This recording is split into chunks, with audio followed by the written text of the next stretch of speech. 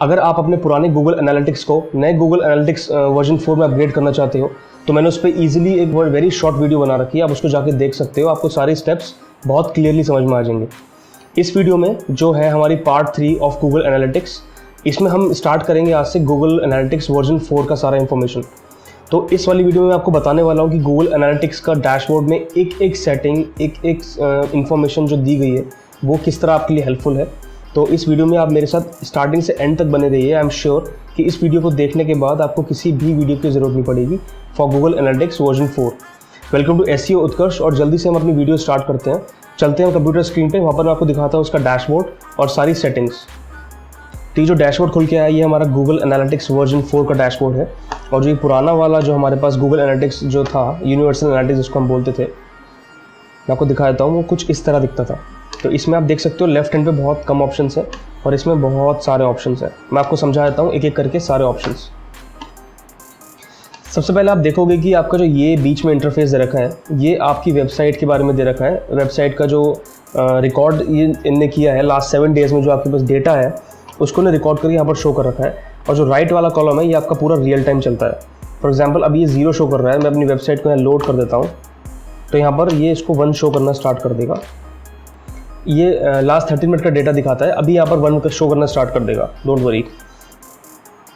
तो आप देखोगे कि यहाँ पर हम अभी होम ऑप्शन पे हैं जहाँ पे हमको सारे ऑप्शंस का एक ओवरव्यू दे रखा है। फॉर एग्जांपल ये मेन डैशबोर्ड है कि कितने यूज़र्स आए हैं, कितने नए यूज़र्स आए हैं, उसका एवरेज आपका स्पेंड टाइम क्या है और आपका टोटल रिवेन्यू जनरेशन कितना है। आप देखोगे यहाँ पर ऑलरेडी इसमें दिखाना शुरू कर दिया मेरा एक डेटा की इंडिया से मेरे पास एक यूज़र आ गया है।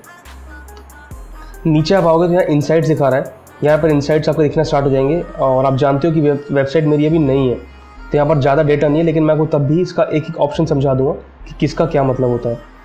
राइट हैंड साइड पर आप देखोगे कि आपका ट्रैफिक कहाँ से आया है, कैसा आया है, कौन सी लोकेशन से आया है, उसका रेफरल है, ऑर्गेनिक है, लास्ट 28 डेज़ में क्या एक्टिविटी हुई है, सारा का सारा डेटा इसमें एक ओवरव्यू दे रखा है अंदर के डेटा का।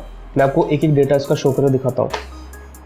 चलते हैं सीधे रियल टाइम पे, रियल टाइम से स्टार्ट करते हैं। ये रियल टाइम में हमें दे रखा है कि इस टाइम हमारे पास डेटा जो यूज़र है आपकी वेबसाइट पर वो कहाँ से आया है। मेरी लोकेशन दिखा रहा है ये, जबकि लोकेशन मेरी एक्यूरेट नहीं है, फिर भी ठीक है, क्लोज है। डेस्कटॉप दिखा रहा है कहाँ से यूज़र आया है, वो डेस्कटॉप से व्यू कर रहा है, फ़ोन से व्यू कर रहा है, ये दिखा रहा है। उसके बाद यहाँ पर आपको ये दिखा रहा है कि जो आपके पास यूज़र आया है वो कौन से पेज पे है। फॉर एग्जांपल ये जो #1 डिजिटल मार्केटिंग एसईओ उत्कर्ष है मेरा होम पेज है, तो अभी मेरे यूज़र जो है मेरे होम पेज पे आ रखा है। अब जो यूज़र है वो उसने आपकी वेबसाइट पे आके क्या इवेंट किया। अब इवेंट क्या होते हैं, इवेंट कुछ भी हो सकता है। फॉर एग्जांपल अगर मेरी वेबसाइट पे आके कोई, मैं दिखा देता हूँ, अगर मेरी वेबसाइट पे आके कोई इस बटन पे क्लिक कर रहा है तो और मैंने यहाँ पर कस्टम इवेंट क्रिएट कर रखा है तो ये इवेंट यहाँ पर शो होना स्टार्ट हो जाएगा। इवेंट को मैं नाम दे सकता हूँ कि लेट्स टॉक क्लिक। तो यहाँ पर एक नया इवेंट बन जाएगा, यहाँ पर लिखाएगा लेट्स टॉक क्लिक और आगे दिखा देगा इवेंट काउंट। मुझे पता लग जाएगा कि कितने लोगों ने मेरे इस बटन पर क्लिक किया। तो इस वीडियो के नेक्स्ट वीडियो जो होगी वो इसी के ऊपर होगी कि कैसे अपनी वेबसाइट के लिए कोई कस्टम इवेंट बना सकते हो। मैं इस वीडियो में आपको सिर्फ ओवरव्यू दूंगा। तो यहाँ पर कुछ कस्टम इवेंट्स ऑलरेडी बने होते हैं। जैसे गूगल एनालिटिक्स 4 पे आप आओगे, यहाँ पर आपको ऑलरेडी कुछ ना कुछ इसके इवेंट्स बने हुए पहले से ही होते हैं कि पेज व्यू, कितने लोगों ने पेज व्यू किया, कितने यूज़र एंगेज हुए, पहली बार कितने विजिट किया है, स्क्रॉल कौन कर रहा है, ये सब डेटा यहाँ पर शो हो रहा है। अगला आपका आएगा एक्विजिशन के ओवरव्यू पे आते हैं, मतलब कि कैसे आप अपनी वेबसाइट पे ट्रैफिक को एक्वायर कर रहे हो। अब आप देखोगे कि मेरी वेबसाइट पे जो नए यूज़र आए हैं 27 आए हैं, ठीक है, और उतने ही नए यूज़र हैं उतने ही पुराने यूज़र हैं। मतलब मैंने आपको भी बताया कि मेरी वेबसाइट अभी नहीं है तो इसमें भी ज़्यादा डेटा शो करने के लिए नहीं है। तो यहाँ पर आपके सिर्फ यूज़र्स और न्यू यूज़र्स दिखाता है। फॉर एग्जांपल मेरी वेबसाइट पे 500 यूज़र्स हैं, 500 में से अगर 100 न्यू यूज़र्स है तो ये यहाँ पर डेटा डिफ्रेंशिएट हो जाएगा कि यहाँ 500 आ जाएगा या 100 आ जाएगा, ठीक है। थोड़ा नीचे आप आओगे तो यहाँ पर आपको मीडियम दिखेगा कि आपकी वेबसाइट पर कैसे आया है।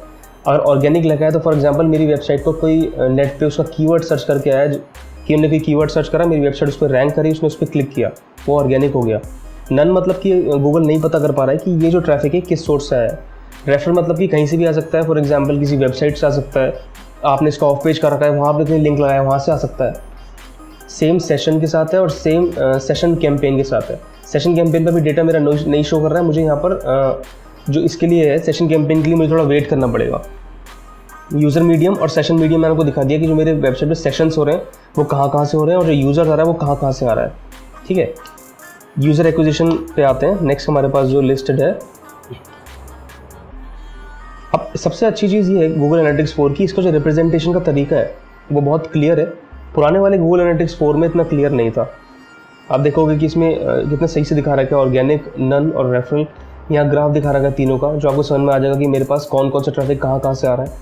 तो इसका रिप्रेजेंटेशन तरीका मेरे को बहुत अच्छा लगा। यहाँ इनने न्यू यूज़र दिखा दिया, एंगेज सेशन दिखा दिया, एंगेजमेंट रेट दिखा दिया, ठीक है।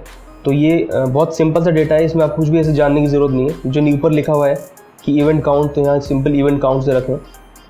तो ये सिंपल सा डेटा है बहुत ही। ट्रैफिक एक्विजिशन मतलब कि ट्रैफिक कितना एक्वायर कर रहे हो आप। अभी यहाँ पे भी ग्राफ और बार ग्राफ आएगा, ये आ गया, एक ग्राफ आ गया, एक बार ग्राफ आ गया। अब बाइडू या ऑर्गेनिक से मेरे पास इतना ट्रैफिक आया है, गूगल के ऑर्गेनिक से मेरे पास इतना ट्रैफिक आया है, लिंक्डइन से इतना आया है, और डायरेक्ट या नन से मेरे पास इतना आया है। अब ट्रैफिक एक्विजिशन में इसने और डिफाइन करके दिखा दिया। ओवरव्यू में मैंने आपको सिर्फ दिखाया था कि ऑर्गेनिक है, रेफरल है या नन है। अब जब आप ट्रैफिक एक्विजिशन में आओगे तो ये और आपको डिफाइन करके दिखा देगा कि आपको जो ट्रैफिक है वो मेनली कहाँ से आया है। ये नीचे आप आओगे तो आपको ऊपर ग्राफ और बार ग्राफ फॉर्म में आएगा, नीचे आप आओगे तो आपको लिस्ट फॉर्म दिखना स्टार्ट हो जाएगा। अगला आते हैं एंगेजमेंट के ओवरव्यू पे।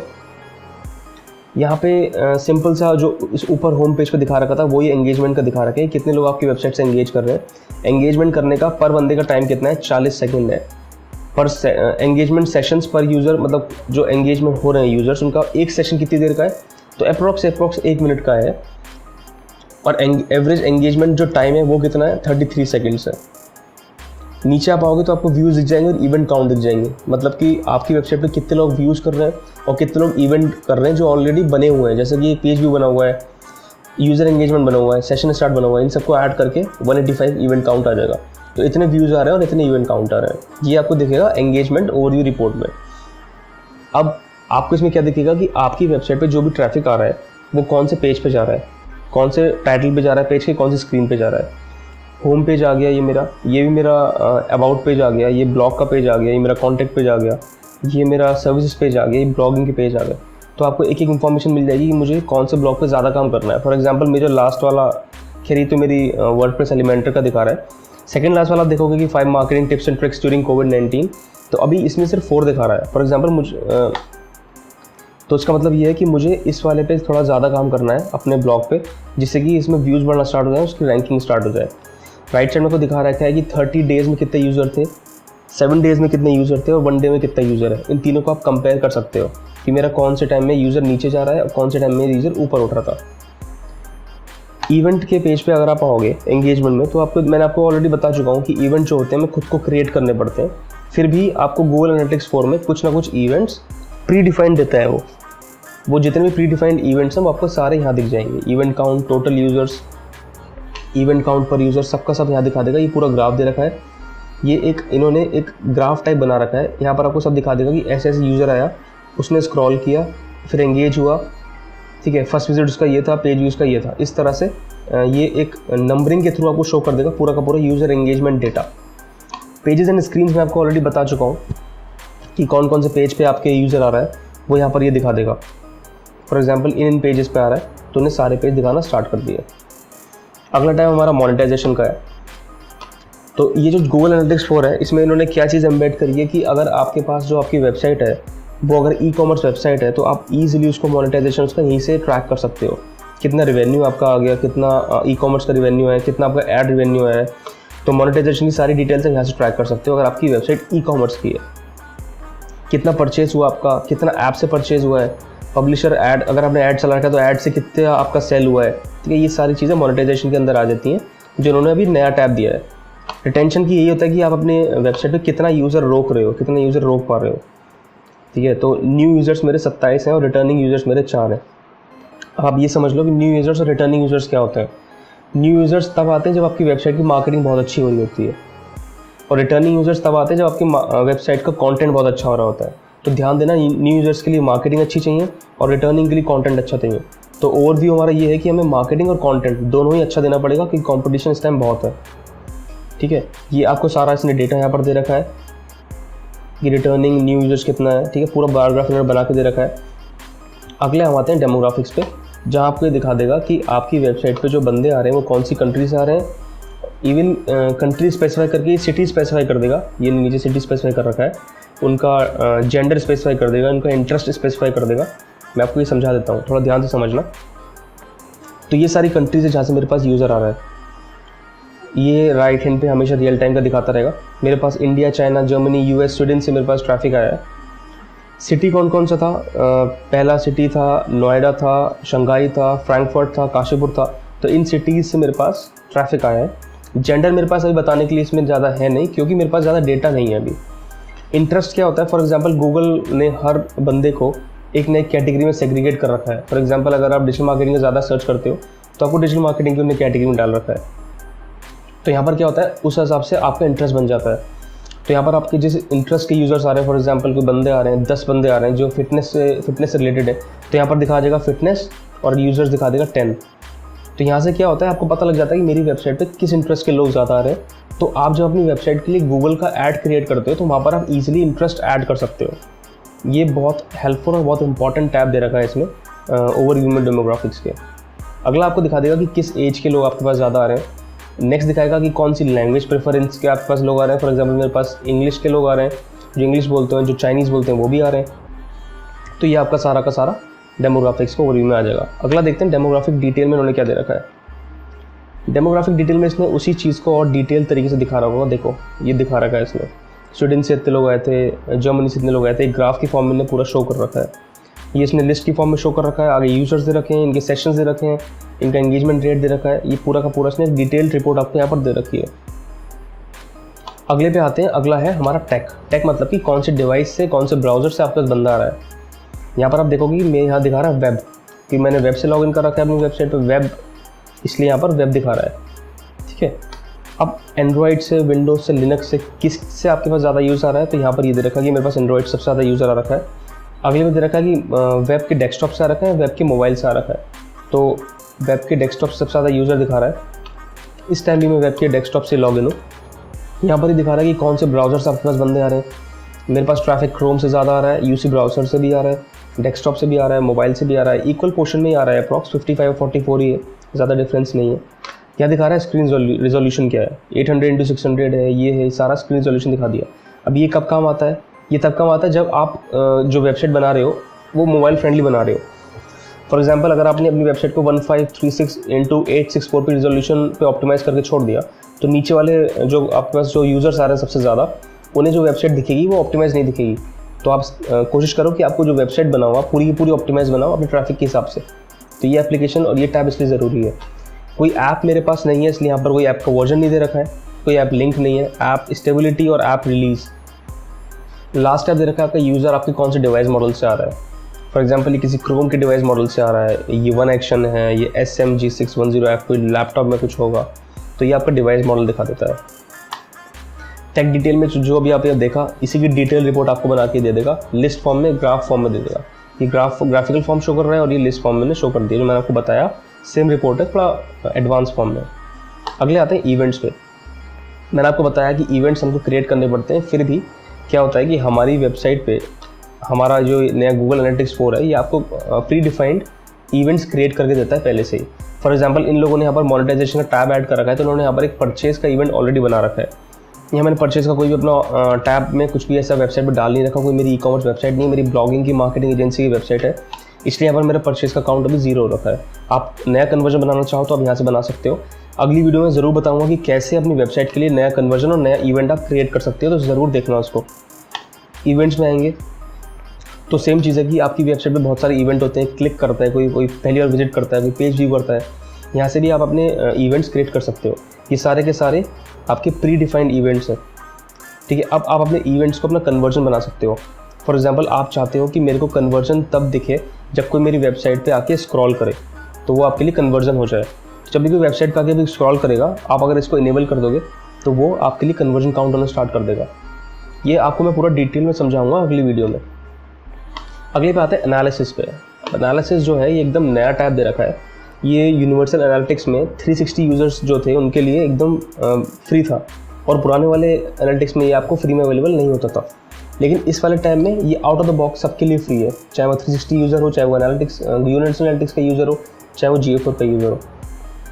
इसमें क्या होता है, इसमें आपका ये आप ट्रैक कर सकते हो कि जो आपके पास यूज़र आ रहा है उसका पाथ क्या है, उसकी फ़नल क्या है।